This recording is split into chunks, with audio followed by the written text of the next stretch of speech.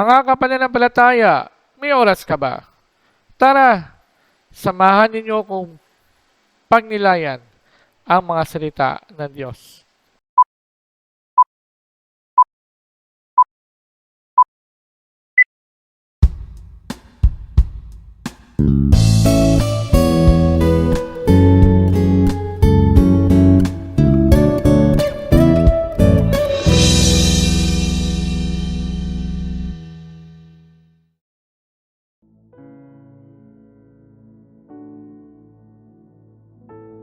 Ang mabuting balita ng Panginoon ayon kay San Marcos.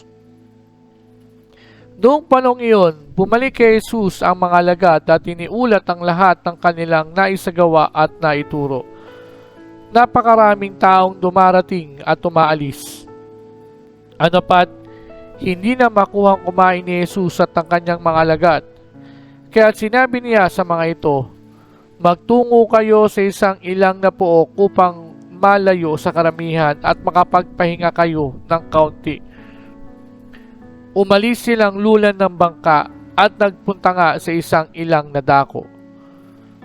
Ngunit maraming nakakita sa kanilang pag-alis at nakilala sila.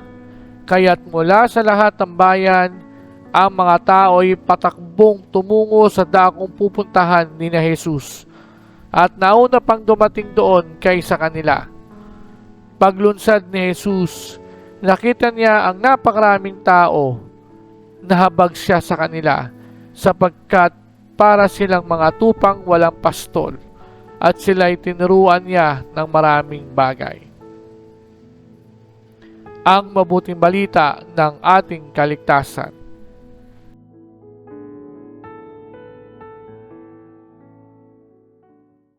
Pagod ka na ba? Mga kapananampalataya, tayo ay nasa ika-16 na linggo sa karaniwang panahon. Ang pagkapagod, normal lang. Lalo na kapag galing ka sa isang mabigat na gawain. Ang mga apostol, matapos silang tupdi na pagkakasugo sa kanila ni Jesus, nakaramdam din sila ng pagkapagod. At yan ay napansin ni Jesus sa kanila. Kung kaya nga, gusto niya na pagpahingahin muna niya ang mga ito sa isang tahimik at ilang na lugar.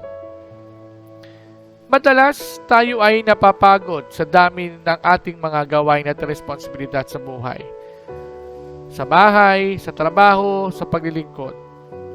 Minsan sa ating pagkapagod, marami ang naapektuhan. Naapektuhan ang ating kalusugan, ang mga taong nakapaligid sa atin, at maging ang resulta ng ating trabaho. Ito ay nagre-resulta na makaramdam tayo ng mga negatibong emosyon. Katulad ng pagiging iritable, pagiging balisa, pagiging mainitin ang ulo, at pagiging maramdamin. Kung kaya nga, lubang napakahalaga ng pahinga. Sabi nga sa isang kataga, rest if you must, but never quit. Magpahinga ka, at pagkatapos sa pahinga mo, sumulong ka ulit. Ipagpatuloy mo ang iyong mga gawain. Tingnan natin ang salitang rest sa acronym na ito. R. Rely on God. Hindi mo kaya. Huwag kang mag-alala. Nandiyan ang Diyos para tulungan ka. Ano mang mga dinadala mo, huwag kang mag-alala. May kagapay ka, may tutulong na bubuhat sa iyo para maging magaan ang lahat sa iyo. Embrace yourself. Aminin mo na napapagod ka. Huwag mong itago. Tanggapin mo ang katotohanan ito na ikaw ay mahikahinaan din at limitasyon.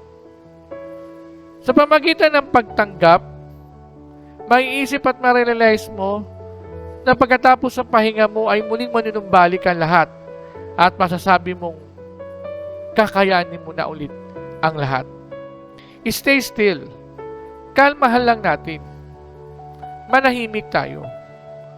Madalas kasi kapag tayo ay sobrang pagod na, ang nangyayari, tayo ay sumasabog na. Nagagalit tayo, nakakaramdam at nakakagawa na tayo ng hindi tama at maganda.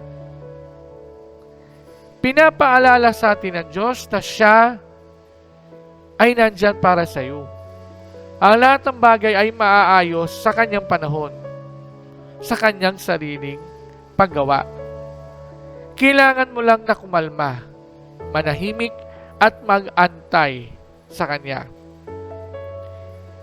It is in silence that God manifests His greatness. Thank God. Magpahinga ka sa piling ng Diyos. Sa kabila ng mga pagsubok na ating nararanasan, marami ka pa rin mga bagay na dapat ipagpasalamat sa Diyos. Ang pagpapasalamat sa Kanya ay nagbubunga rin ng mga biyaya at grasya na kailangan natin sa ating buhay. Harinawa, magawa natin na makapagpahinga sa kabila ng mga bagay na meron tayo. Sa kabila ng ating pagkapagod, sa kabila ng ating mga gawain.